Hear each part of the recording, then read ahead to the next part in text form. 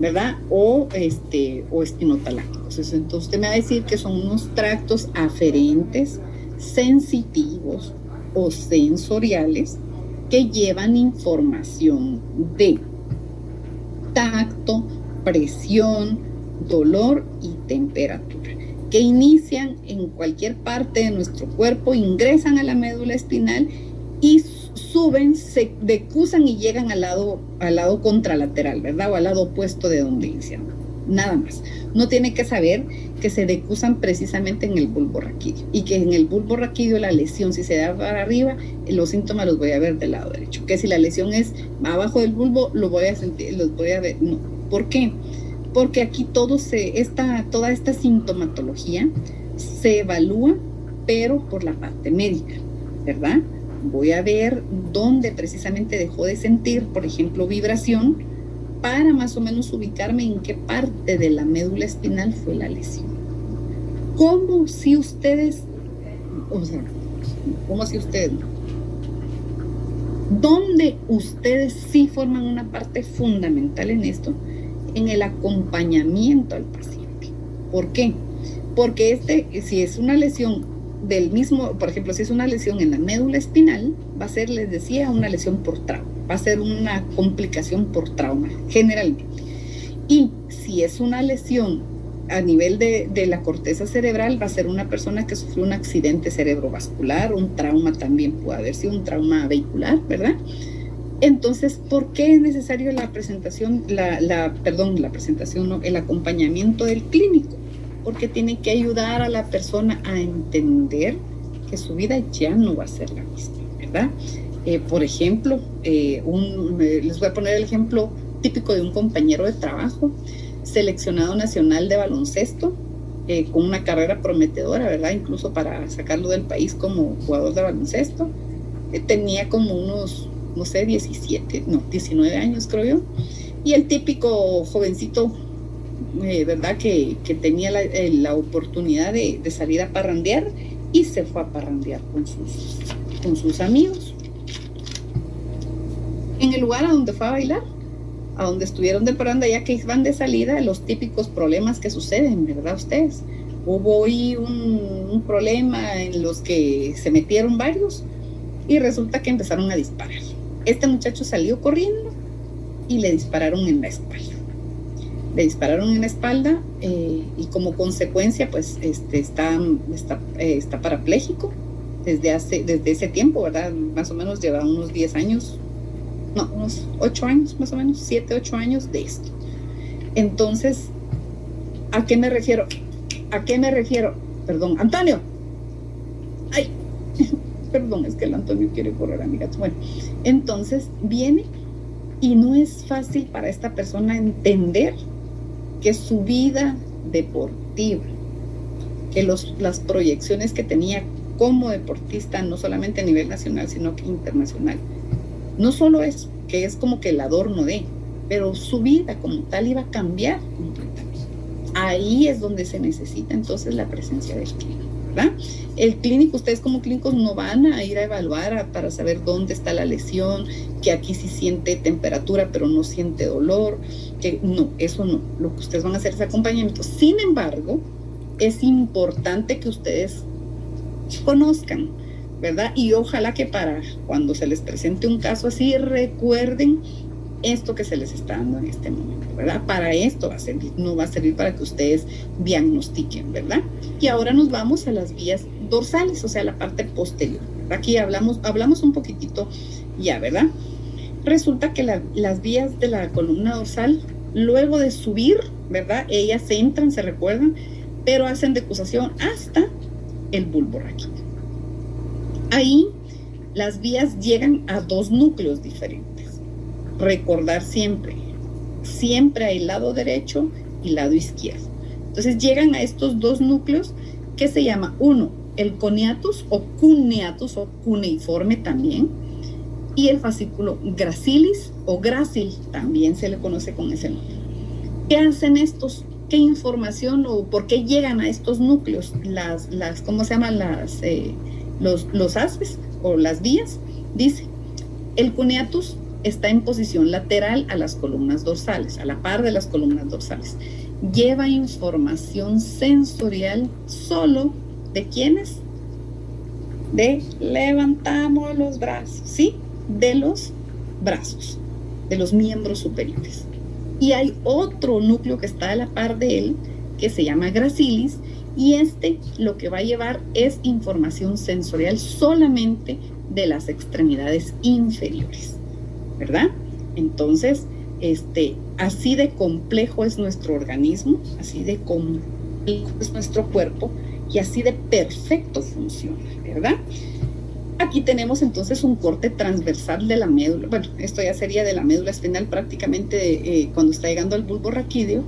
Y aquí tenemos entonces el fascículo cuneiforme, que está más lateral, y el grácil o gracilis, que está medial. Recordar, les decía, que igual hay del lado derecho, bueno, en este lado sería del lado izquierdo, como del lado derecho. Esta es la parte posterior. La H característica, que sería de sustancia gris, y si vemos alrededor de la sustancia gris todos los tractos o vías.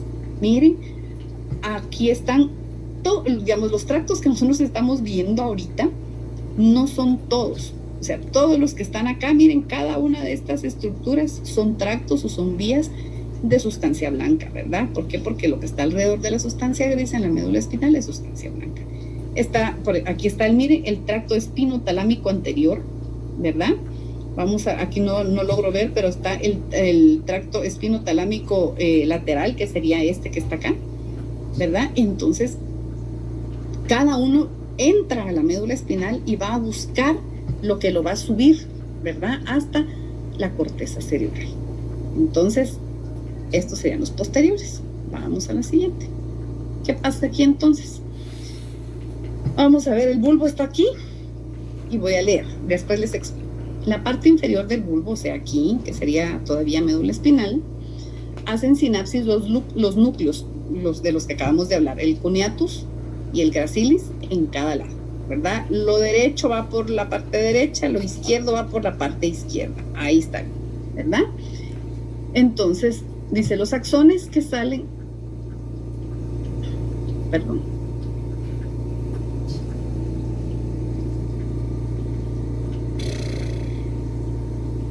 Entonces les decía, voy a seguir leyendo y dice, en la parte inferior del bulbo raquídeo hacen sinapsis en el núcleo cuneatus y el núcleo gracilis de cada lado.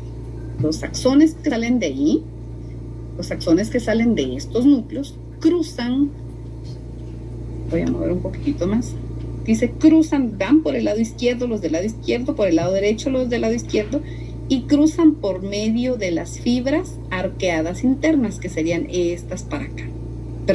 Estas para acá, arqueadas internas. Suben, entran y se cruzan hacia el otro lado por medio de y entonces ya tienen otro nombre que se llaman fibras arqueadas internas. Después, ¿verdad?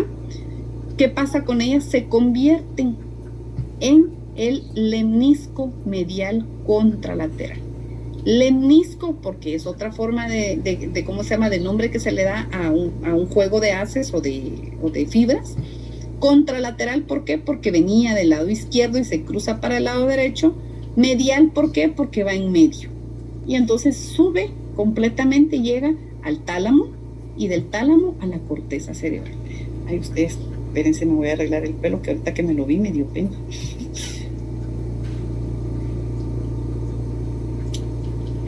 Así te miras bien, ¿no? Yo sé que sí, pero me da pena igual. Ay, la modestia ante todo. No, sí me da pena verme el chonguerío ahí, el pelo. Claro.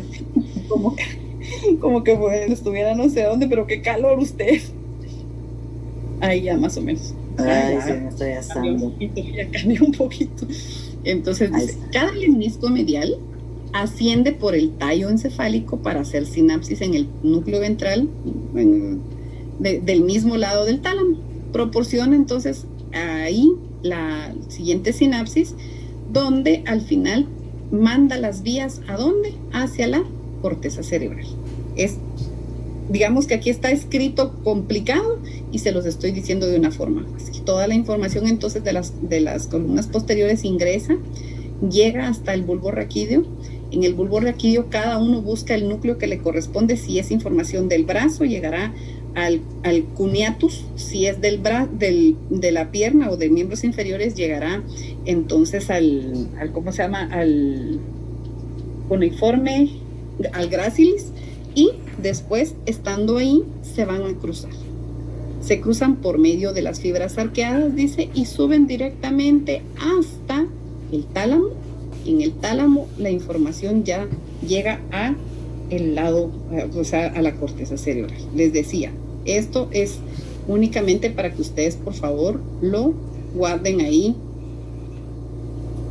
Los anterolaterales, que serían los espinotalámicos, que ya dijimos que se dividen igual en anteriores y en laterales, ¿verdad? Con ellos, ¿cómo sucede el asunto para la decusación? Dice, las neuronas dorsales que aportan sensación de dolor y temperatura entran en la parte posterior de la médula espinal y van directo a la sustancia gris posterior por medio del tracto delisado. En la sustancia gris dorsal estas fibras hacen sinapsis. Las neuronas de segundo orden viajan en posición anterior y se cruzan a la comisura anterior de la médula espinal para llegar a la parte anterolateral. Ahorita les voy a explicar, no sé, con el dibujito. A la médula espinal. A continuación, los axones de estas neuronas ascienden por la médula espinal como los tractos anterolaterales o espinotalámicos hacia el tallo encefálico y se unen al lemnisco medial, que es el que hablamos anteriormente, en la protuberancia para viajar junto con el núcleo ventral posterior hacia el tálamo. Después de hacer sinapsis en el tálamo, las neuronas del tercer orden de la vía viajan a la corteza somatosensorial, igual que en las vías de la columna dorsal. Bueno, esto es lo difícil, vamos al dibujito. Entonces, los tractos espinotalámicos dice que ingresan igual por la parte posterior, ninguno entra por adelante, ¿verdad? Entonces, ingresa por la parte posterior, cruza la sustancia gris, después de cruzar la sustancia gris, busca aquí su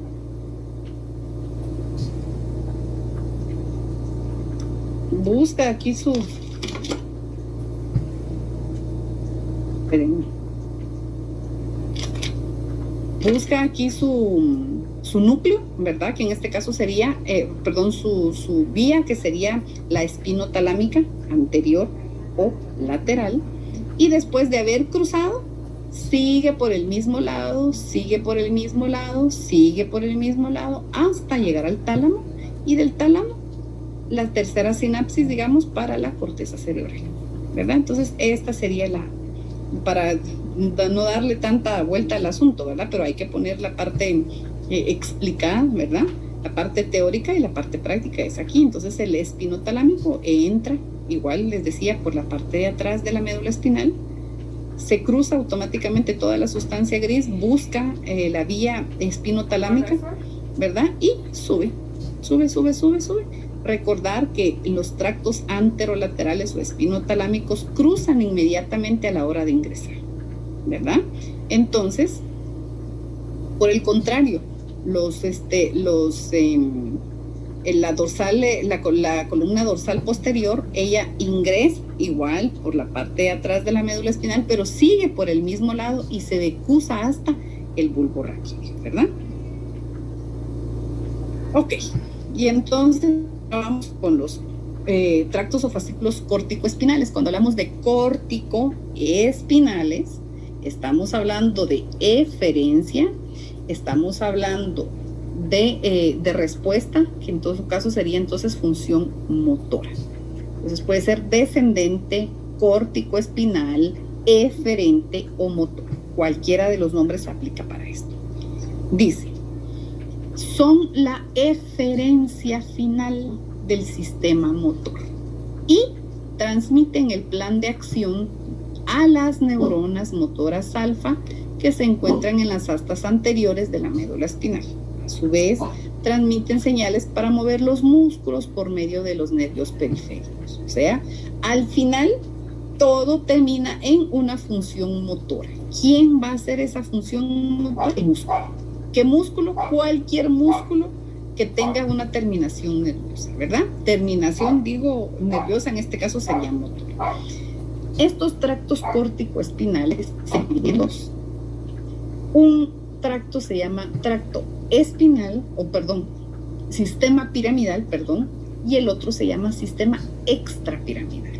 La diferencia que hay entre estos dos es, bueno, serían dos estructuras básicas. El sistema piramidal va de la corteza cerebral hasta la médula espinal. Pero el sistema extrapiramidal, esto sería más que todo el sistema piramidal se va a encargar de realizar movimientos bruscos, movimientos no coordinados, como por ejemplo cuando me pasa algo y yo automáticamente reacciono, ¿verdad? Es un movimiento grueso, es un movimiento tosco. Y el sistema extrapiramidal es el que se va a encargar de realizar los movimientos finos, de realizar, por ejemplo, vamos a ver, por ejemplo, el movimiento vamos a hacer este movimiento sería una coordinación fina, movimientos finos, coordinados. ¿Qué tiene entonces de más el sistema extrapiramidal? Tiene que incluir a los ganglios basales y al cerebelo. Y se recuerdan que cuando estamos hablando de cerebelo, hablamos de coordinación de movimientos finos, ¿verdad? De la psicomotricidad fina, movimientos coordinados, ¿verdad? Dice que participan en circuitos con la corteza motora y están involucrados en el inicio y la coordinación de la acción. Si, por ejemplo, yo les decía, una persona con ¿cómo se llama?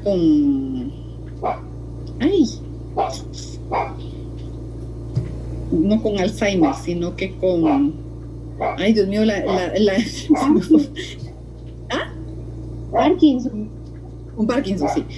Gracias. Una persona con Parkinson no va a poder abrir esto. ¿Por qué? Porque sus movimientos no son finos, no son coordinados. Sin embargo, una persona completamente normal agarra el frasquito y sabe que hay que abrir y cerrar, y lo puede hacer. Una persona con Parkinson no puede hacerlo. Entonces ahí se ve la importancia de los ganglios basales y del cerebelo. Por eso se le llama entonces sistema extrapiramidal, pero más adelante vamos a hablar de esto. Entonces aquí está el sistema motor, se podría decir, o los tractos o fascículos corticomedulares, corticoespinales. Inicia entonces en la corteza motora. ¿Dónde va a estar la corteza motora? Vamos a recordar, surco central. Adelante del surco central, que sería parte del lóbulo frontal, va a estar toda la corteza motora. De ahí entonces nace la respuesta hacia el movimiento, hacia el estímulo. Viaja, pasa por una estructura que se llama cápsula interna, baja y en la protuberancia arribitita del bulbo raquídeo se decusa, esa es otra vía, perdón. Bien, entonces nace en la corteza cerebral la reacción, el movimiento, el efecto, pasa por la cápsula interna, viaja por todo el tallo cerebral hasta el bulbo raquídeo.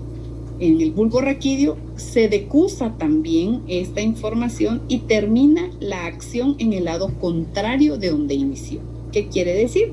Que si por ejemplo, yo lo que quiero es mover el dedo izquierdo de mi pie, el dedo, no sé, o quiero mover los dedos de mi pie derecho, el movimiento va a nacer en mi corteza cerebral del lado izquierdo.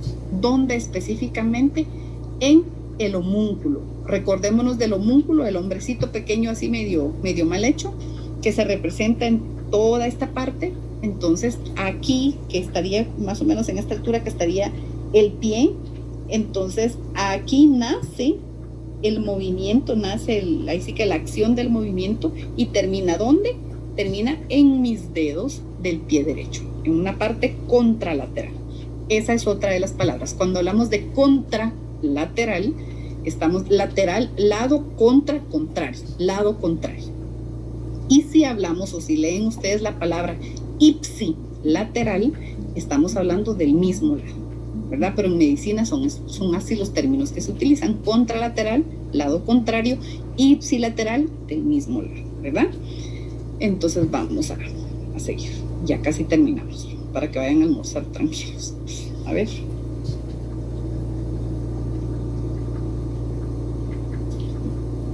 Ay, todavía es temprano. Todavía es temprano. No, mentira. Entonces, venimos. Vamos a leer. Dice, cada tracto córtico espinal comienza en la corteza motora, lo que les acabo de explicar, situada pues en el giro prefrontal que ya. La corteza motora es organizada por la región del cuerpo que controla, parte lateral de la cara, mano y brazo en posición superior a esto, y pierna y pie en posición superior. Estamos hablando del homúnculo, ¿verdad? En la unión del bulbo raquídeo y la médula espinal, los tractos córtico-espinales se cruzan o decusan, lo que había platicado, ¿verdad? De modo que el tracto córtico-espinal que empezó en el hemisferio izquierdo desciende al lado derecho por la médula espinal, y el tracto córtico-espinal que empezó en el lado derecho desciende por el lado izquierdo de la médula espinal. En la médula espinal, los axones que han viajado todo el camino desde la corteza motora contralateral hacen sinapsis en la neurona motora alfa. ¿Dónde está ella ubicada? En la parte anterior de la médula espinal, ¿verdad? En la sustancia blanca, ¿verdad? Los axones de las neuronas, de estas neuronas, salen de ahí, ¿verdad? Por la parte anterior de la médula espinal y van a formar los nervios periféricos, y estos nervios periféricos llegan ¿hasta dónde? Hasta el músculo, ¿verdad? Y entonces es el que va a permitir que el músculo se contraiga y como consecuencia genere un movimiento que va a ser generalmente reacción a un estímulo. Entonces vamos a la figurita. Tenemos aquí el giro precentral, ¿verdad? Que estamos donde está la corteza motora. Baja, entonces esa información pasa por la cápsula interna, pasa por todo el tronco encefálico, llega hasta el bulbo raquídeo. En el bulbo raquídeo hace la decusación absoluta, baja, y cuando llega a la médula espinal, por el asta anterior de la médula espinal, sale entonces el nervio periférico que va a llegar hasta el músculo. Y entonces es el músculo de mis deditos que yo quería mover y que decidí mover, ¿verdad? ¿Dónde nació esta acción? Si estoy moviendo los de mi pie derecho, nació en la corteza cerebral izquierda. Si estoy moviendo los izquierdos, nació en la corteza cerebral derecha. Dice entonces, ahora vamos a hablar de las motoneuronas. Las motoneuronas no son nada más que las neuronas que van a realizar el movimiento, que van a terminar de realizar el estímulo, en el músculo, para que el músculo realice el movimiento. ¿Sí? Entonces, no son las neuronas que van en moto, no son las que van a realizar el movimiento, las que van a dar el ok para que se termine de dar el movimiento. Entonces, dice, las neuronas del componente del sistema nervioso central, del tracto córtico espinal, se denominan neuronas motoras superiores. Las que nacen desde la corteza cerebral hasta que llegan a la médula espinal se denominan neuronas motoras superiores. Las neuronas del componente del sistema nervioso periférico, es decir, que salen de la médula espinal hacia el músculo, se van a denominar neuronas motoras inferiores. Debido al cruce o decusación de los tractos córtico-espinales en el bulbo raquídeo, las lesiones del tracto córtico-espinal del mismo lado, en el cerebro o en el tallo encefálico, causan debilidad contralateral. Si yo me lesiono del bulbo raquídeo hacia arriba, la parte motora, ¿verdad? Se va a ver dañada la del lado contralateral. ¿Sí? ¿Por qué? Porque se recuerda que si nace, por ejemplo, aquí, viene y se cruza hacia el lado izquierdo. Entonces, si la lesión es aquí, los efectos o los síntomas motores yo los voy a tener en el lado izquierdo. Si la lesión fue en el lado derecho de mi cerebro, los síntomas yo los voy a encontrar del lado derecho, ¿verdad? Si el lado izquierdo, sería el lado derecho. Debido al cruce de decusación del cerebro, bueno, y aquí es donde está. Entonces dice, debido al cruce de los tractos córtico-espinales en la unión bulbomedular, las lesiones del tracto córtico-espinal unilaterales en el cerebro o el tallo encefálico causan debilidad contralateral, mientras que las lesiones unilaterales por debajo de la médula, por debajo del bulbo raquídeo, van a causar debilidad ipsilateral, o sea, del mismo lado. Las lesiones en raíces y nervios individuales causan debilidad en los músculos particulares que inervan. Bueno, esto es cultura general. Les decía, entonces, lo único, vuelvo y repito, que necesitamos tener bien claro son los nombres de los tractos, vías o fascículos. ¿Sí? Saber que la vía o tracto córtico espinal sería la motora, eferente, perdón,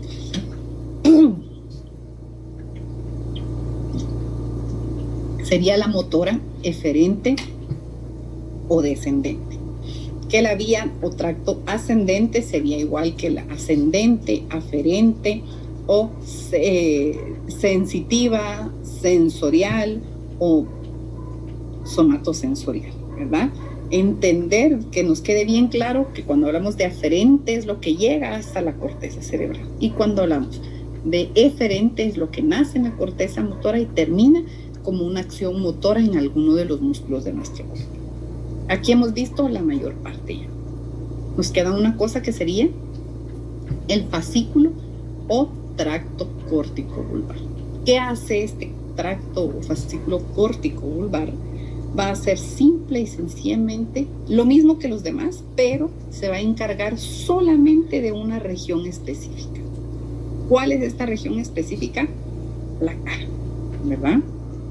Movimientos de la cara, arrugar la frente, subir las cejas, silbar, chiflar, apechar el ojo, apechar el otro, inflar, todo esto, ¿verdad?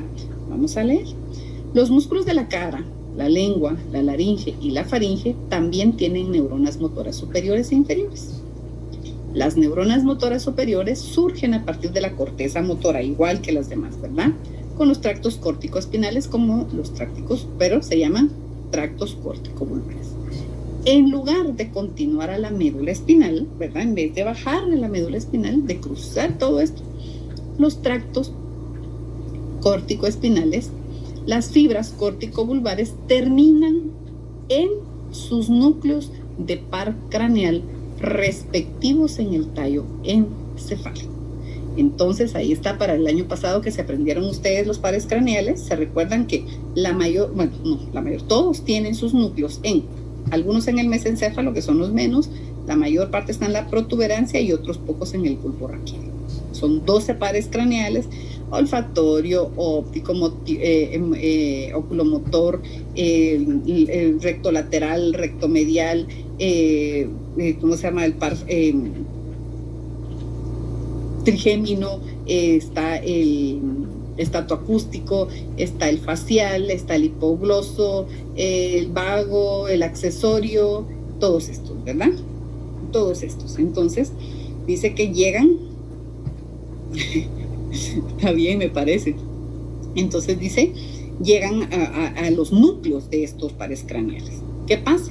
Dice que las neuronas motoras inferiores surgen en estos núcleos, ¿verdad? Y viajan en los pares craneales. Vamos a leer.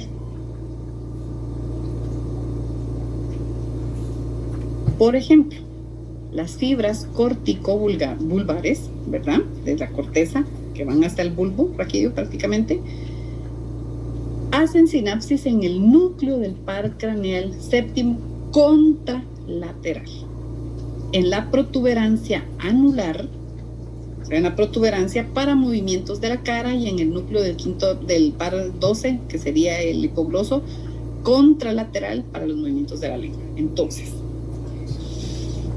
el tracto córtico vulvar va a nacer exactamente igual que el tracto córtico espinal, en la corteza motora, pero en vez de bajar a la médula espinal, se queda solamente en el bulbo, o sea, en el tronco del encéfalo.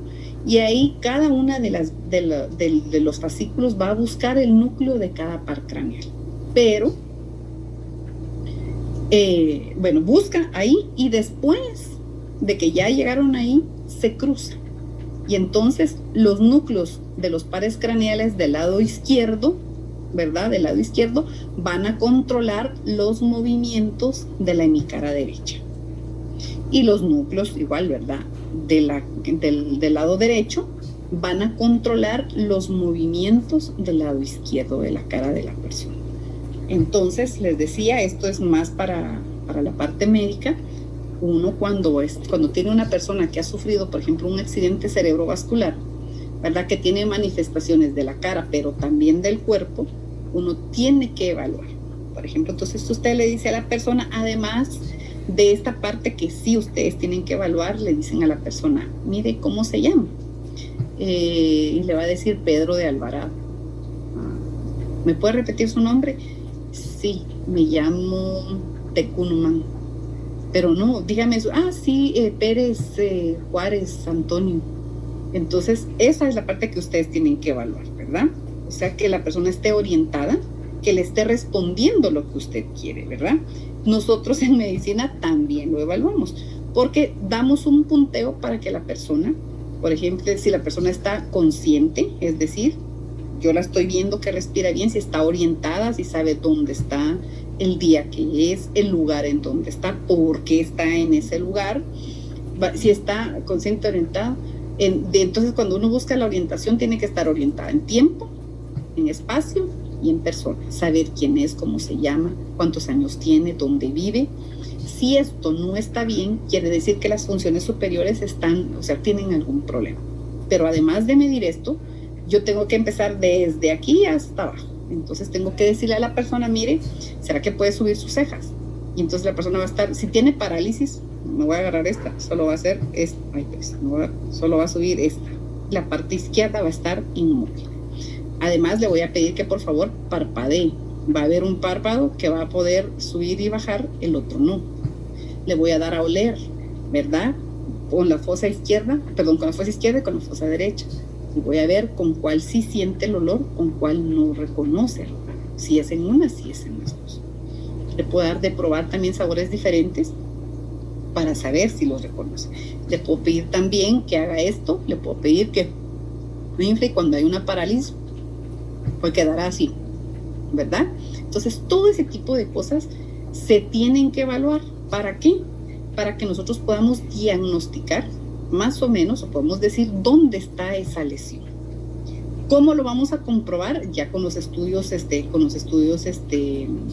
complementarios, llámese tomografías o resonancias, ¿verdad? Entonces, todo esto, les digo, la mayor parte le toca evaluarlo, le toca buscarlo a la parte médica. Ustedes lo que sí tienen que hacer es el acompañamiento, les decía, en dependencia del problema que está presentando la persona. Porque si es una señora, pues no sé, la edad que tenga, que tiene un derrame cerebral, que tiene un accidente cerebrovascular, va a tener consecuencias.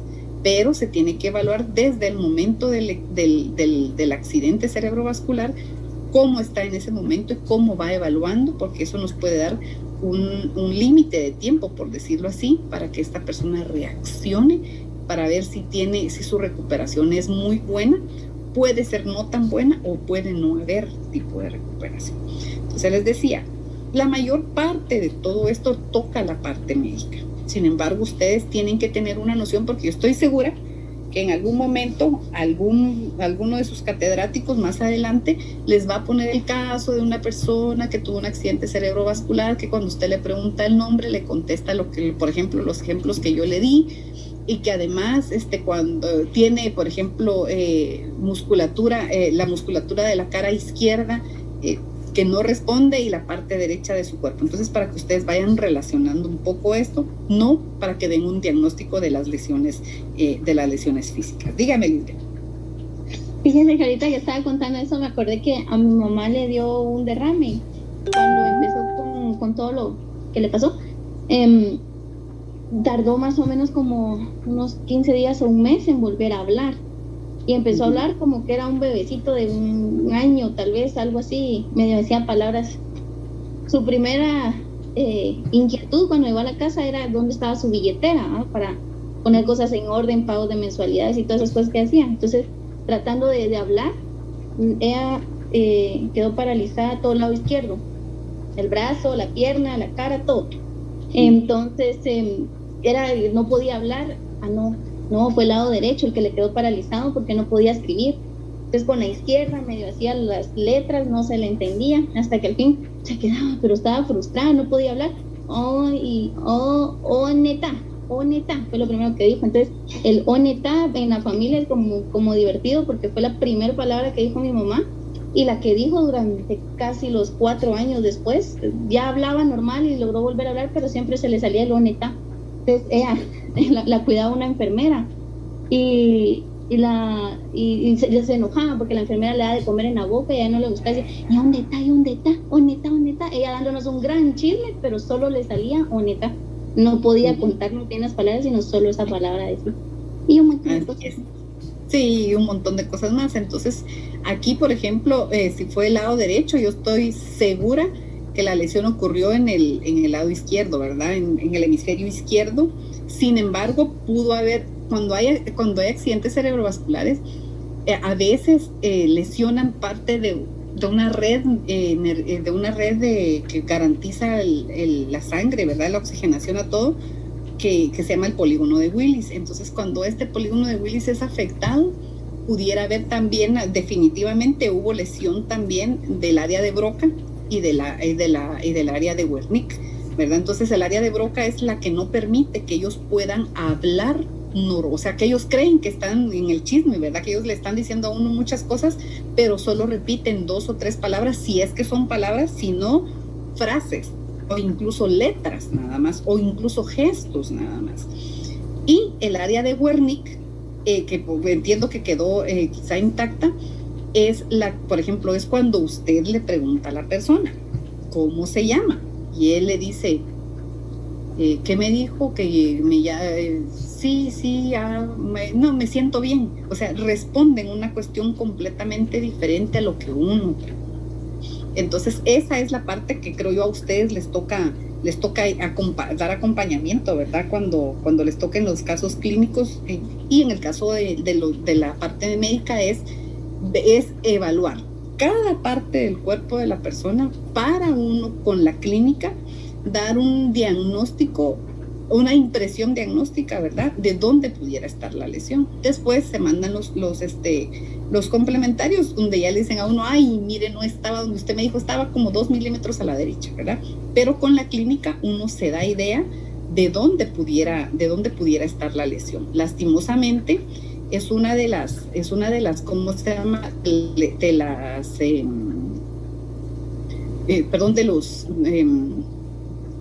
De los cuadros más sufridos en Guatemala, ¿verdad? Bueno, ahí sí que en muchos países, pero en Guatemala muchísimo más, debido a que muchas veces las personas no tienen un buen control, digamos, de su patología de base, llámese hipertensión, llámese cualquier otra cosa, y surge como una complicación, ¿verdad? Para la familia es muy doloroso, también para el paciente, porque disminuye la calidad de vida no solamente del paciente, sino que de toda la familia, ¿verdad? Porque todos tienen que estar al pendiente, todos tienen que ver, todos tienen que adivinar qué es lo que necesita y todo lo concerniente a la recuperación. Lesiones en la columna vertebral, en la médula espinal pueden surgir desde ¿cómo se llama? Desde ahí sí que desde donde inicia la médula espinal hasta donde termina, incluso más abajo de donde no hay todavía hay médula espinal, sino que son solamente terminaciones nerviosas que no son de la médula espinal, y cualquier tipo de lesión puede ocurrir, puede dejar secuelas. Las lesiones generalmente, si son lesiones, van a ser lesiones traumáticas. Estas lesiones traumáticas muy pocas veces van a lesionar una parte nada más de la médula espinal. Generalmente van a cortar completamente la médula espinal, y en dependencia de cómo corte la médula espinal se van a encontrar los síntomas que presenta el paciente. También pueden haber lesiones, por ejemplo, debido a enfermedades autoinmunes generalmente, o infecciones del sistema nervioso central, también pudieran haber. Y los síntomas siempre van a ser específicos de cada tipo de lesión, de cada enfermedad, ¿verdad? No, es que mi mamá tenía lo mismo, sí, pero si buscamos otra vez, vamos a encontrar siempre algo que marca la diferencia entre un caso y el otro, ¿verdad? Entonces esto sí es bastante importante que nosotros lo manejemos, ¿verdad? Entonces este sería el tema de hoy. Como ustedes vieron, es bastante complejo, ¿verdad? Porque son cosas a las que nosotros no estamos, con las que nosotros no estamos familiarizados, y quiera o no, pues nos mueve un poquitito el tratar de quizá de entenderlo todo, y no siempre vamos a entenderlo todo debido a que no manejamos esta información de base, ¿verdad? Entonces, permítanme, solo vamos a pedirles aquí, vamos a poner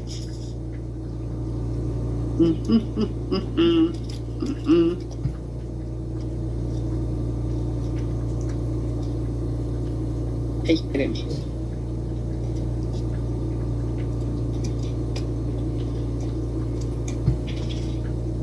Ahí está. Escriben la palabrita. Si no tienen dudas, si no tienen preguntas al respecto, pues solo escriben y se pueden ir a almorzar tranquilos.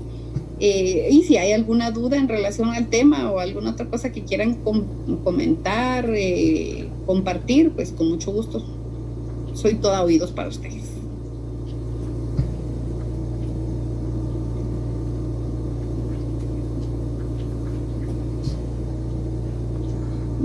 ¡Qué alegre!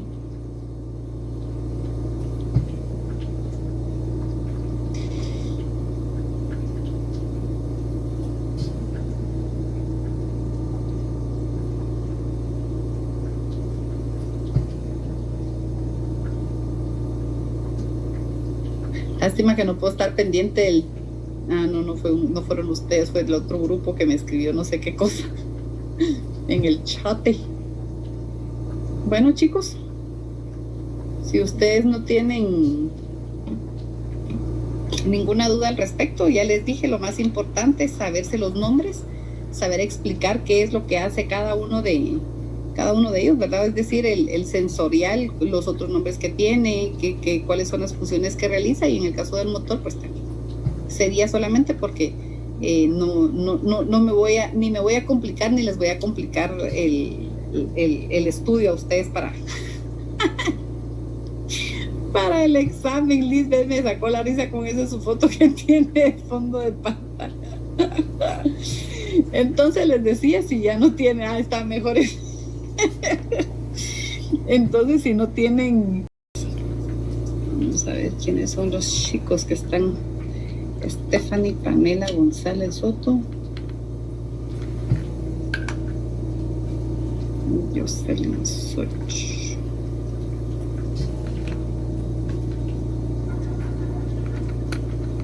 Ok.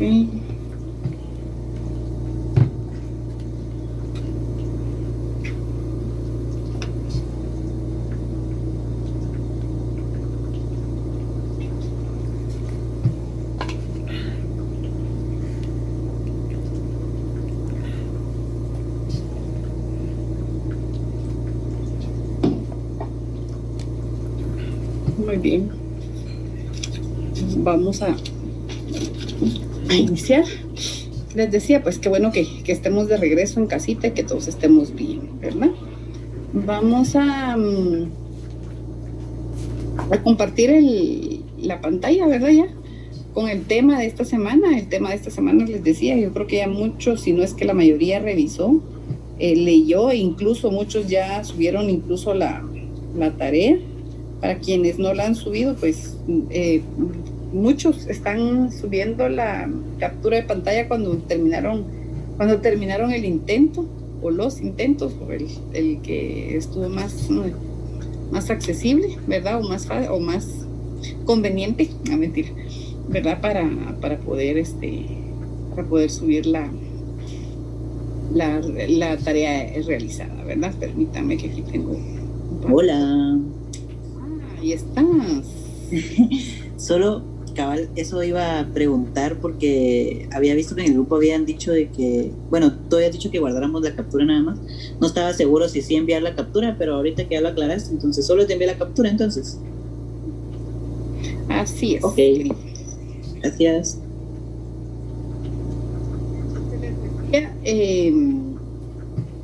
Pues eso, ¿verdad? Los nombres, como se dieron cuenta, para quienes ya realizaron la tarea, están un poquito complicados. Marcianos. Me imagino que, ¿verdad?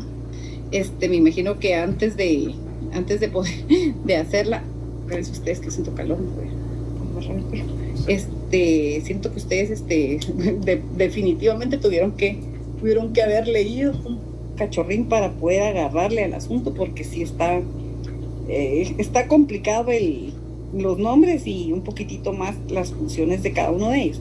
Lo que sí les quiero comentar, porfa, para que por favor no, yo sé que ustedes van a desvelarse no sé cuántos días y cuántas noches enteras para poderse aprender todo lo de mi curso, ¿verdad? Pero para evitar el sacrificio les quiero comentar que para el examen lo más que voy a solicitar van a ser los nombres, y obviamente pues voy a ir aclarando ahí qué es lo que se va a solicitar. ¿Qué otra cosa? Decirles también. Gracias. Ay, sí, ustedes, porque yo sé que es complicado y no tenemos como mucha base para poder exigir demasiado en esto, ¿verdad? El nombre que yo le puse, el nombre general que le puse al tema es vías nerviosas. ¿Por qué? Pues porque simple y sencillamente son vías nerviosas. Estas vías nerviosas lo que van a hacer es permitir llevar y traer la información nerviosa, ¿verdad? Estamos hablando de, por ejemplo, los estímulos, cómo van a ingresar a nuestro organismo por medio de las terminaciones nerviosas del sistema nervioso periférico, ¿verdad? Primero, y cómo, o sea, cuál es el recorrido que tienen y dónde van a dónde llegan y cuál sería la respuesta a ese tipo de estímulos. Yo creo que de alguna forma nosotros lo hemos hablado, sin embargo, pues hoy lo vamos a hacer con las vías que son, ¿verdad? Para eso, entonces tenemos dos tipos de vías. Recordarles, por favor, recordarles también, por favor, que estas vías, tienen el nombre, se les da el nombre de vías, de tractos también, fascículos, y todos son estructuras de sustancia blanca, ¿verdad? Que son como manojos, ¿verdad? De axones de neuronas, que son las que van a unirse y que van a formar estos fascículos, estas vías, estos tractos, y que son lo mismo, ¿verdad? Cuando hablamos de vías, proyecciones, tractos, fascículos, estamos hablando que todos son de sustancia blanca, ¿verdad? Entonces, dentro de las vías nerviosas, se clasifican en dos grandes grupos. Está la primera, que serían las vías somatosensoriales, que estas somatosensoriales también se les conoce con el nombre de vías aferentes, sensoriales, ascendentes o somatosensoriales. Entonces, cuando estamos mencionando algunos de estos nombres, estamos hablando exactamente de las mismas vías, ¿verdad? Permítame.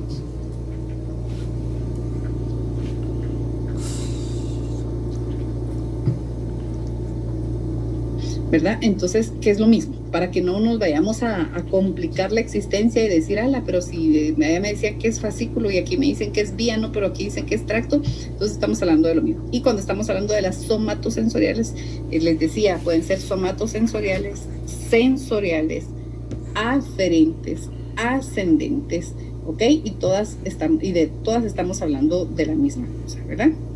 Bien, vamos a seguir entonces. Y las otras vías son las vías motoras. Entonces esto nos encierra prácticamente nos cierra, mejor dicho, el círculo de las vías sensoriales, de las vías nerviosas. Entonces, de entrada, las vías nerviosas se clasifican en dos: en somatosensoriales, sensoriales, sensitivas, aferentes, ascendentes, que sería y la otra que sería motora, eferente, descendente, ¿verdad? Cualquiera de estos nombres está bien utilizado. Les dejaba también ¿cómo se llama? La captura de nuestra semana según la guía, ¿verdad? Que es pues no podemos salirnos del control de la guía, no podemos romper el esquema que tiene hecho, pues ahí lo que nos tocaba desarrollar esta semana, cómo, y pues hacerlo, ¿verdad?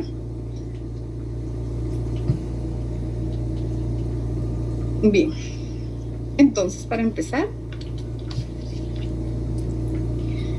ya aparece otro de los nombres utilizados para las vías, ¿verdad? Que son los tractos. Y les digo, los tractos o vías son exactamente lo mismo y a ambas, ¿verdad? Se están refiriendo a estructuras formadas por sustancia blanca. Entonces vamos a conocer cuáles son las vías o los tractos nerviosos.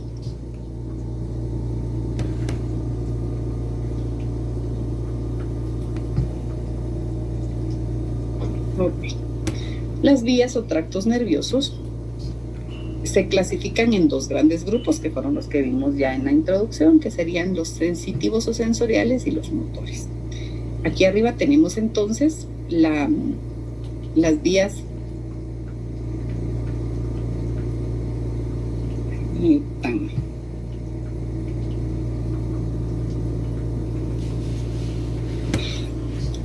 Entonces tenemos, les decía, tenemos aquí las sensoriales o somatosensoriales, que dice que llevan información desde la médula espinal hacia la corteza cerebral, por lo tanto también se le conoce con el nombre de vías aferentes. Estas vías aferentes llevan de la médula, o sea, de abajo hacia arriba, pero esta información no nace en la médula espinal, sino que ha sido recolectada del resto del cuerpo. Piel, puede ser órganos internos también, pero en este caso estamos hablando más de la piel. Estamos hablando de, por ejemplo, de las sensaciones de la piel, de vibración, de dolor, de temperatura fría o caliente, de este tipo de sensaciones, ¿verdad? De estímulos. Y este tracto sensorial ascendente o aferente se subdivide en dos. En uno, que es el tracto anterolateral, ¿verdad? O espinotalámico, y cuando se habla de anterolateral, quiere decir que se divide también en anterior y en lateral, ¿verdad? O mejor dicho, el nombre espinotalámico, ¿verdad? Y también hay otra vía, ¿verdad? Que se llama la vía o tracto de la columna dorsal o posterior. Entonces tendríamos prácticamente en la sensorial, estaríamos hablando de tres vías. Una que se llama espinotalámica, pero que esta se subdivide en dos, en una anterior, y en la otra lateral, y la vía posterior, ¿verdad? La vía de la columna posterior. Y entonces esto dice que va en la parte posterior de la médula espinal y hacia el encéfalo, ¿verdad? Entender, por favor, que las aferentes llevan información hacia la corteza cerebral. Tenemos la otra vía que esta actuaría en respuesta a esta primera, que sería la vía aferente, que es la vía eferente. Está compuesto por una vía o tracto motor o también llamado vía o tracto córtico espinal. Córtico, que va de la corteza, espinal, que va a la médula espinal. Y no se queda en la médula espinal, aclaro, sino que sale del sistema nervioso central y va a hacer su efecto, a dar su respuesta a los músculos, ¿verdad? Ese es el objetivo. ¿Por qué? Porque la respuesta es una respuesta motora. Se les llama también, entonces les decía, una vía eferente. Entonces, las vías o tractos sensoriales, que sería la primera, que decíamos que era el espinotalámico, que a su vez se divide en una anterior y una lateral, comienzan en la periferia. ¿En qué periferia? En toda la periferia de nuestro cuerpo. Puede ser, ahorita que estamos recibiendo la clase, que una hormiguita se nos está subiendo por alguno de los pies, por alguno de los dedos de nuestros pies. Puede ser que la ropa ahí se nos quedó un cabello y nos está haciendo un poquito de cosquilla. Puede ser que estoy pegada, no sé, que la silla donde estoy sentada se calienta demasiado. puede ser que haya mosquitos o zancudos y me están picando. Toda esa información que ocurre en cualquier parte de nuestro cuerpo viaja hasta la médula espinal y sube a la corteza cerebral. Entonces vamos a ver cómo es que lo hace. Sabemos que así sucede, pero no sabemos cómo ni por dónde, ¿verdad? ¿Qué hacen? Lo que les decía, trasladan la información sensorial que proviene de la piel. Tacto ligero, que sería, ya me agarré el pelo, pero vamos a jalar aquí, que sería, por ejemplo, ese que nosotros hacemos con alguno cuando se está quedando dormido. Ese es el tacto ligero, ¿verdad? Presión, que es, por ejemplo, cuando nos pellizcamos o cuando nos pellizcan, ¿verdad? Cuando nos quedan muy apretados los zapatos, cuando el pantalón ya no da para más, ¿verdad? Dolor, pues ya sabemos, ¿verdad? Cuando el zapato nos apretó tanto y nos hizo una ampollita y esto está doliendo. Temperatura, pues cuando nos ponen un hielo en la mano, ¿verdad? Y la vibración, pues lo más frecuente ahora pues es sentir la vibración de los teléfonos, ¿verdad?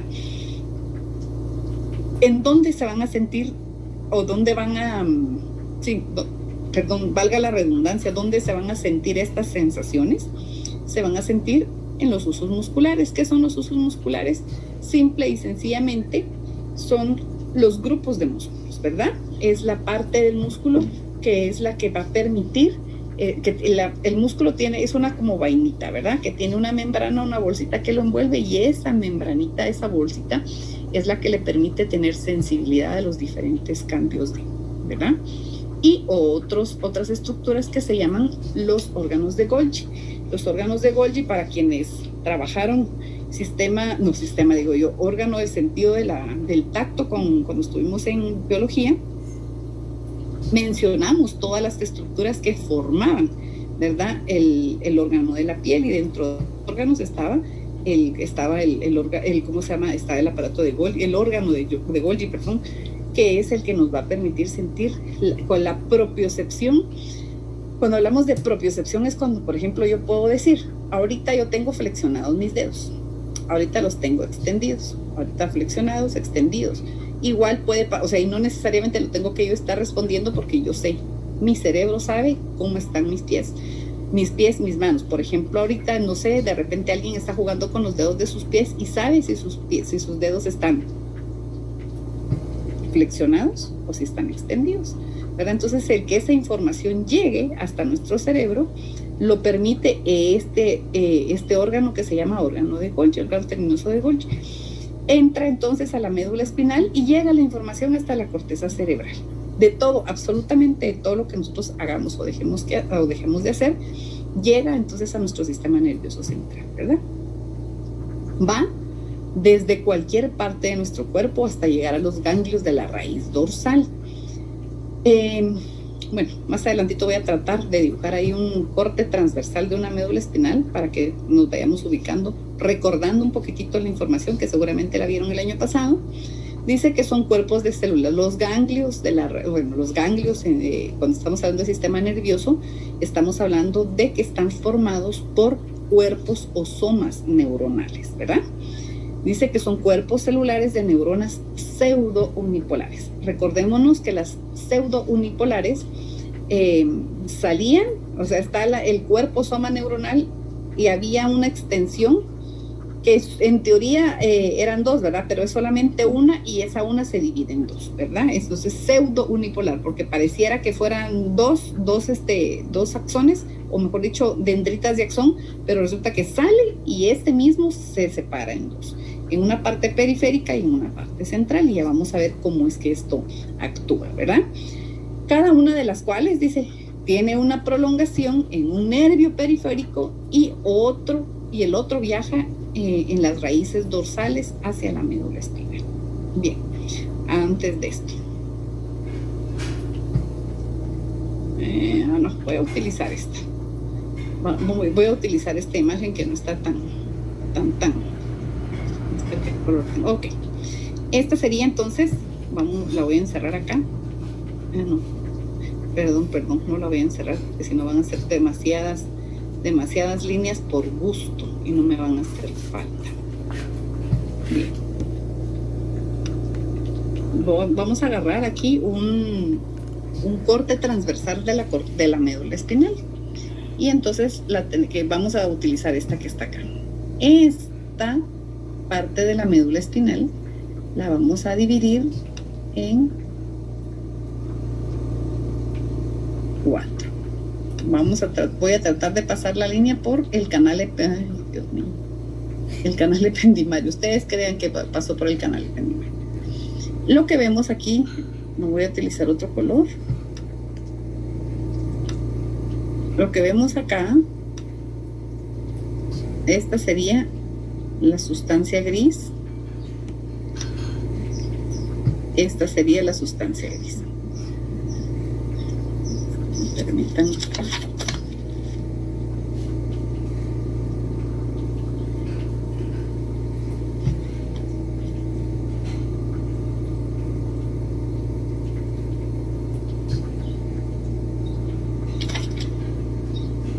Bien, les decía, entonces, el trazo que acabo de hacer sería de sustancia gris.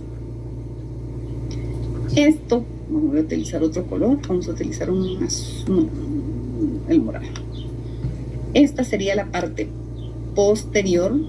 Aquí vamos a poner una parte posterior y esto sería una parte anterior. Ahí está, disculpen, ¿verdad?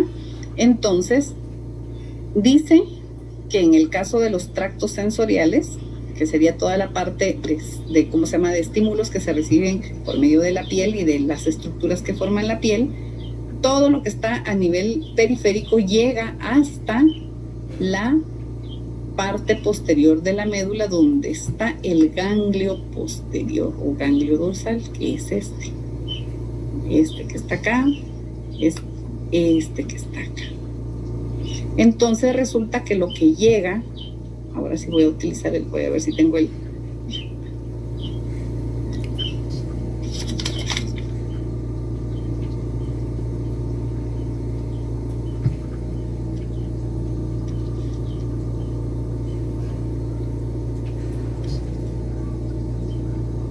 Perdón. Ok. Entonces les decía, perdón, voy a el color, voy a utilizar, creo que se le pega. Bien. Entonces dice que aquí este cuerpo soma neuronal es de una neurona pseudo unipolar. ¿Qué quiere decir? Les decía que saca una extensión y esta se divide en dos después. Que una parte del axón va a venir de cualquier parte del cuerpo, el que sea, no sé, el pie, el dedo del pie, el dedo de la mano, la espalda, cualquiera. Y trae información de ese lugar y se lo lleva hasta el ganglio donde va a estar el cuerpo somaneuronal. Después de que lo lleva hasta ahí, la otra parte, como es pseudo-unipolar, la otra rama, viene e ingresa a la médula espinal. ¿Ok? Eso sería lo que hacen las vías o tractos sensoriales. Luego de entrar a la médula espinal, sube. Ahorita no vamos a hablar de la decusación. Vamos a ver, sube y llega ¿hasta dónde? Llega primero al tálamo, donde hace relevo, y después a la corteza somatosensorial. ¿Cuál sería la corteza somatosensorial? Recordémonos, está aquí nuestro surco central. Por detrás del surco central tendríamos entonces la corteza somatosensorial y por delante del surco tendríamos la corteza motora, ¿verdad?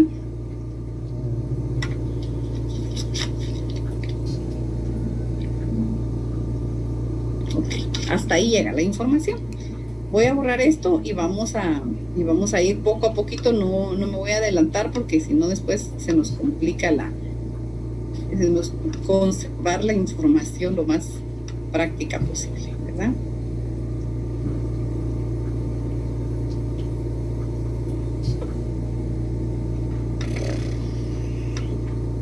Muy bien. Seguimos con la vía somatosensorial, que ya habíamos dicho que esta vía va a tener una parte, el haz córtico, perdón, espinotalámico, y la otra que sería el de la columna dorsal posterior, ¿verdad? Dice que esta información, ¿verdad? Hasta donde yo me quedé, luego de ingresar a la médula espinal, la información se separa en dos vías. O sea, entra de cualquier parte del cuerpo y cuando entra se separa en dos. ¿Se recuerdan?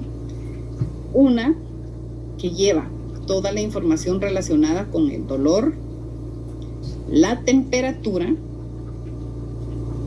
y que lleva ¿cómo se llama? El dolor y la temperatura, además lleva también tacto y presión, tacto fino y presión, se va a llamar tracto espinotalámico o anterolateral.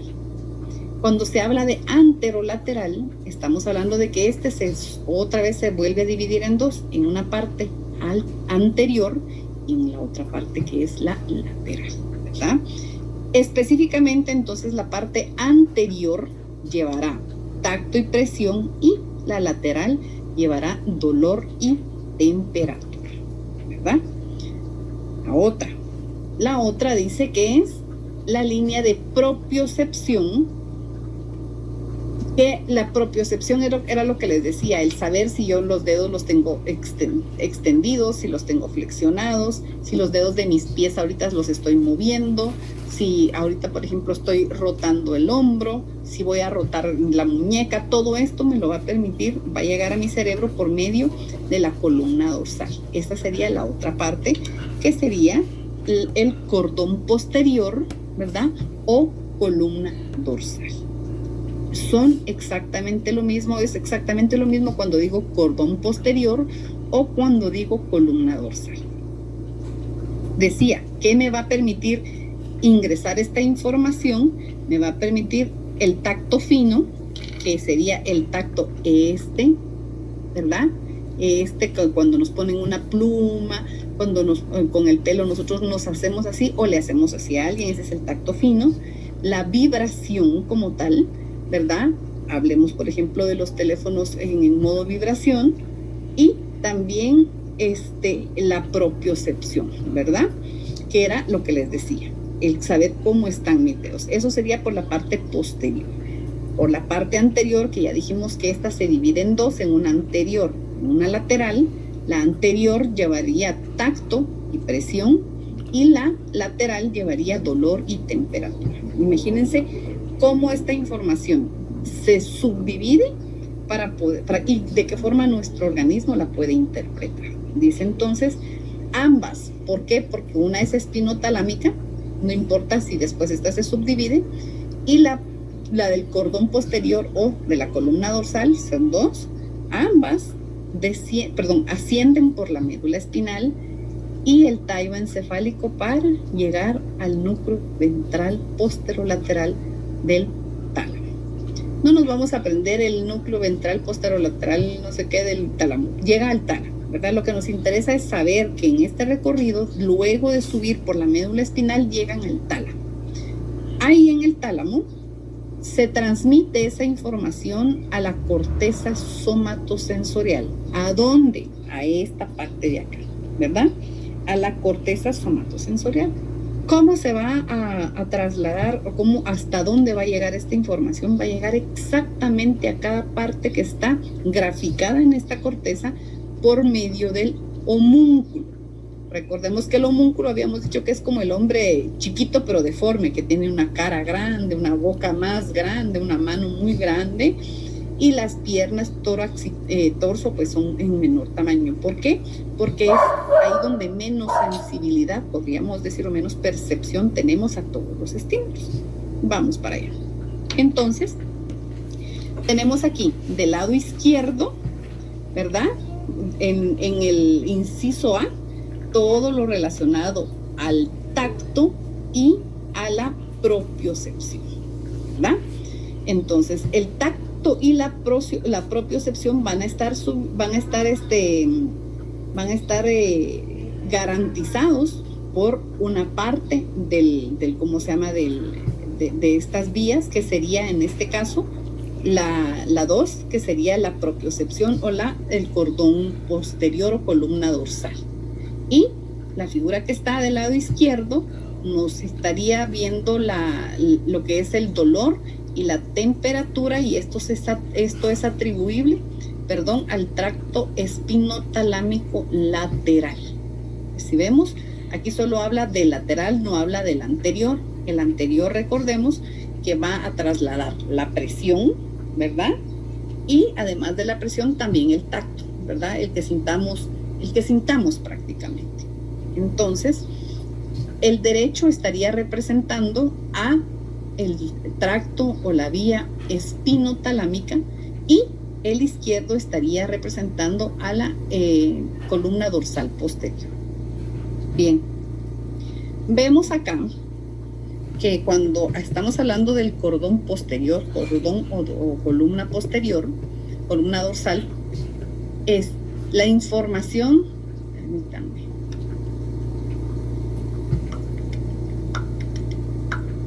la información luego, ¿verdad?, de que me hicieron, no sé, que me hicieron cosquillas en el pie, o que algo me caminó por el pie, el nervio periférico se lleva esa información hasta el ganglio posterior de la columna vertebral, de la médula espinal, perdón. Ahí llega al cuerpo soma neuronal y hace contacto, ¿verdad? O mejor dicho, manda la información con la otra parte del axón, que ingresa a la médula espinal, la parte posterior, insisto. Vamos a dividirla acá. Esta va a ser la parte posterior. Ustedes me entienden. Llega, y después de llegar, sube por toda la médula espinal, independientemente de dónde haya sido el estímulo, ¿verdad? Si es en el pie, pues desde abajo; si es en el dedo, pues un poquito más alto. Sube. Aquí no atraviesa por adelante, sino que sigue por atrás, pero como no es 3D mi imagen, vamos a seguir. En la parte posterior sigue por toda la médula espinal, y cuando llega al bulbo raquídeo, esta información se cruza. En medicina se llama decusación. Llega y se cruza al lado izquierdo. Después, estando en el lado izquierdo, en el bulbo raquídeo, sube por la protuberancia, sube por el mesencéfalo, llega al tálamo, y aquí en el tálamo hace otra sinapsis, y después de llegar al tálamo, el tálamo lo lleva hacia la corteza sensorial o sensitiva o sensorial, sensitiva, somatosensorial, ya, somatosensorial. Ok, entonces nos damos cuenta, en este caso, que el cordón izquierdo, la figura izquierda que nos está representando la columna dorsal, se cruza o decusa hasta la altura del bulbo raquídeo. Cuando vamos a la imagen de la derecha, que es la que nos estaría representando el fascículo o la vía del tracto espinotalámico, aquí vamos a representar tanto la lateral como la anterior, ¿verdad? O sea, las dos. ¿Qué pasa? Entonces, aquí esta nos va a transmitir el dolor, ¿verdad? Y la temperatura. Y vamos a creer que Jorgito estaba fumando, ¿verdad? Estamos en una gran parranda. Y resulta que Jorge fumó, y así como, si ya todo el mundo está ahí, no importa, y tiró ¿cómo se llama? El cigarro, la chenca al piso, y en eso iba pasando Libertad descalza y se paró en la chenca, ¿verdad? Entonces, cuando le quemó, esta información de dolor, ¿verdad?, pasó de dolor por temperatura, que aquí matamos los dos de un lado. Se me perdió mi puntero. Aquí está. Viene y entonces se quema, y al sentir dolor, me duele, viene esta parte del axón, llega hasta donde está el cuerpo soma neuronal, pasa la información a la otra parte del axón e ingresa por la parte posterior de la médula espinal. Pero automáticamente solo llega a la médula espinal, la información se cruza de una vez hacia el lado izquierdo. No solamente izquierdo, sino que adelante. Por eso se llama anterolateral o espinotalámico. Aquí, y después de haberse cruzado hacia el lado izquierdo, sigue subiendo el resto que le haga falta, y ya no hay decruzación. ¿Por qué? Porque ya ocurrió. Llega igual al tálamo, y el tálamo envía la información ¿hacia dónde? Hacia la corteza somatosensorial, hacia la corteza sensorial, ¿verdad? Exactamente lo mismo pasa para cuando hablamos del dolor, cuando por ejemplo nos cortamos, ¿verdad? Pusimos el ejemplo de la quemadura así que de la quemadura, y entonces va a haber dolor y obviamente por la temperatura, pero cuando nos cortamos es exactamente lo mismo. Nos cortamos, esa información llega por una parte del axón hasta el ganglio posterior de la médula espinal, entra por la parte posterior a la médula espinal, se cruza automáticamente hacia el lado izquierdo y sube completamente. Llega al tálamo, y del tálamo llega a la corteza cerebral. Y entonces aquí hemos visto cómo es que sucede el ingreso primero de esa información, tanto del dolor, de la presión, de la temperatura, de la vibración, en cualquier parte de nuestro cuerpo, llega y entonces sube hasta la corteza cerebral, ¿verdad? Ya hablamos un poquito de las dos vías. Voy a borrar esto para que no me confundation yo con lo demás, si no me quedan las rayas ahí.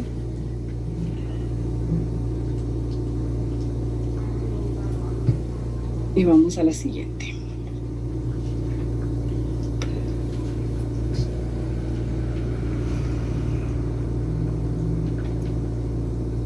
Entonces, cuando hablamos de la vía somatosensorial sensitiva, ascendente o aferente, tenemos que hablar sí o sí de la decusación de las vías, que yo ahorita más o menos les di un ¿cómo se llama? Un luzazo, ¿verdad? Entonces dice, el tracto o vía de la columna dorsal, que entra, valga la redundancia, atrás, se cruza ¿hasta dónde? Hasta el bulbo raquídeo. ¿Qué información lleva? ¿Cómo se llama? La columna dorsal nos va a llevar la información de vibración, tacto fino, y también de la posición en la que puedan estar nuestras articulaciones, ¿verdad? Justo, súper bueno, aquí no vamos a ver eso porque no hemos visto la decusación del otro. Dice, esto es importante, entonces estamos hablando ahorita de la columna dorsal. Estamos hablando, les decía, tacto fino, vibración y propiocepción, es decir, cómo están mis articulaciones. ¿Qué va a pasar con esto? Dice, las lesiones unilaterales, la lesión de un solo lado, de la parte superior del bulbo raquídeo, o sea, si la lesión está aquí, ¿verdad? Arriba vamos a considerar que aquí está el bulbo raquídeo. Si la lesión es, permítame, vamos a utilizar la pluma. Si la lesión es, pero este color no.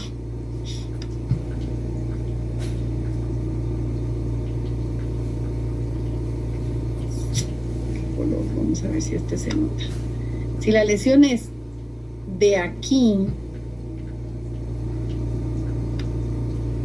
hacia arriba, o sea, llámese corteza cerebral, llámese tálamo, llámese bulbo raquídeo, si es de ahí para arriba, dice, las lesiones unilaterales de la vía de la columna dorsal en la parte superior del bulbo raquídeo y de estructuras que se encuentran en posición superior, o sea, de ahí para arriba, afectan la sensación contralateral. Es decir, si hay lesión en esta parte de acá, yo voy a tener efecto, voy a escribirlo, del lado derecho. ¿Qué no voy a sentir del lado derecho? No voy a sentir tacto fino, no voy a sentir, o sea, por ejemplo, si yo a la persona que tuve la lesión en el lado izquierdo le doy un teléfono en modo vibración en la mano, no va a sentir que el teléfono está vibrando. Y tampoco va a saber, yo le agarro la mano y le digo, cierre los ojos. Le doblo los dedos y le digo, ¿cómo tiene los dedos? Esa persona no va a saber decirme cómo tiene los dedos. Toda vez sea del lado contrario. Entonces, cuando la lesión es de un lado, ¿sí? Los síntomas los voy a ver del lado contrario, cuando estamos hablando de el tracto de la columna dorsal, ¿verdad? Vamos a seguir leyendo. Y las lesiones unilaterales. Ahora voy a cambiar de color. Vamos a poner un color que no está por ahí. Y cuando la lesión es de aquí hacia abajo, dice, y las lesiones unilaterales de la parte inferior del bulbo raquídeo o de cualquier parte de la médula espinal afectan la sensación ipsilateral, o sea, del mismo lado. Si este es izquierdo, la persona no va a sentir la vibración, no va a sentir el dolor, no va a sentir el tacto fino, no va a tener ni el ¿cómo se llama? Ni cómo están sus dedos, por ejemplo, cuando es abajo del bulbo raquídeo. ¿Qué tipo de lesiones pudieran presentarse acá? Por ejemplo, cuando hay accidentes de auto, en moto, en bicicleta, caídas fuertes, cuando hay lesiones, por ejemplo, por arma de fuego o por arma blanca, que sean específicamente en la médula espinal de un lado y que no sea el bulbo raquídeo, ¿verdad? Cuando las lesiones son del bulbo raquídeo hacia abajo, entonces la presencia de síntomas va a ser del mismo lado. Pero cuando la lesión es por arriba del bulbo raquídeo, ya cuando se cruzaron, entonces todas las lesiones del lado izquierdo se van a manifestar del lado derecho. Estamos hablando solo de la vía del cordón posterior, ¿verdad? Estamos hablando entonces de el tacto fino, insisto, de la vibración y de la posición en la que van a estar los dedos de las personas, ¿ok? Ahí estamos. Voy a pasar a la siguiente.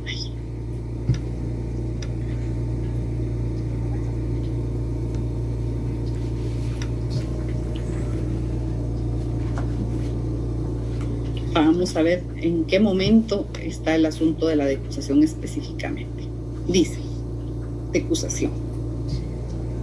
Ahora vamos a hablar de los anterolaterales o de los espinotalámicos, ¿verdad? Dice, los tractos anterolaterales se cruzan inmediatamente después de entrar a la médula espinal, en el trayecto de algunos niveles espinal. Por lo tanto, ¿verdad? Entonces decía, la parte anterolateral, la que va a vernos el tacto en general, la presión, el dolor y la temperatura.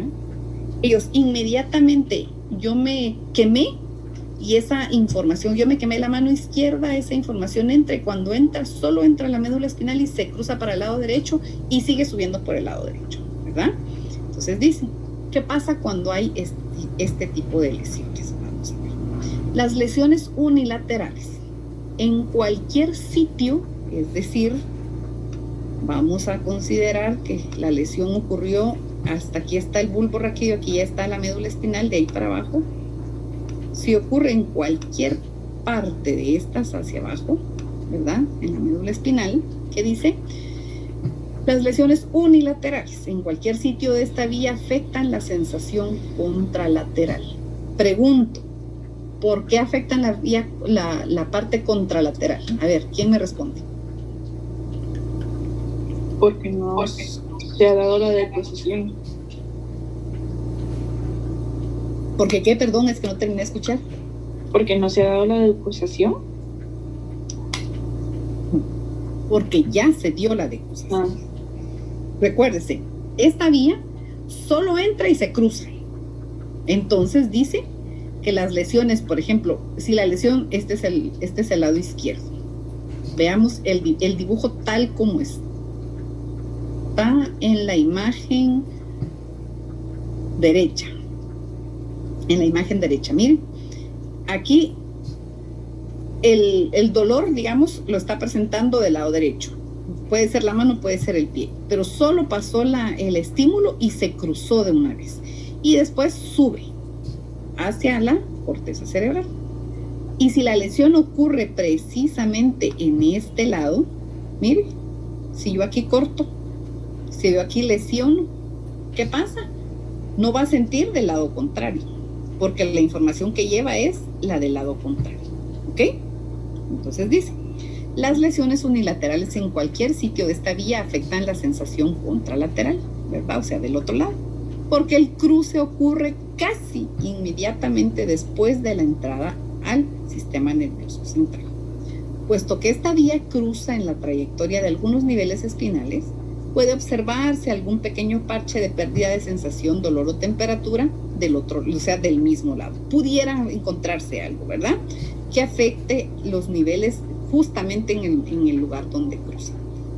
Vean, yo no, de verdad, esto no se lo tienen que aprender, que dónde es que se cruza, que aquí es donde está la lesión y que la lesión muestra tal cosa y no sé qué, y eso no se lo tienen que aprender. Mi deber es explicar cómo es que esto sucede y cómo es que se ven los síntomas. Sin embargo, lo que yo necesito que nosotros como grupo manejemos es los nombres de las vías y saber explicar qué hace cada vía. Por ejemplo, ¿verdad? Estoy hablando de que en los tractos anterolaterales, por ejemplo, yo les pregunto, mencione o describa los tractos anterolaterales.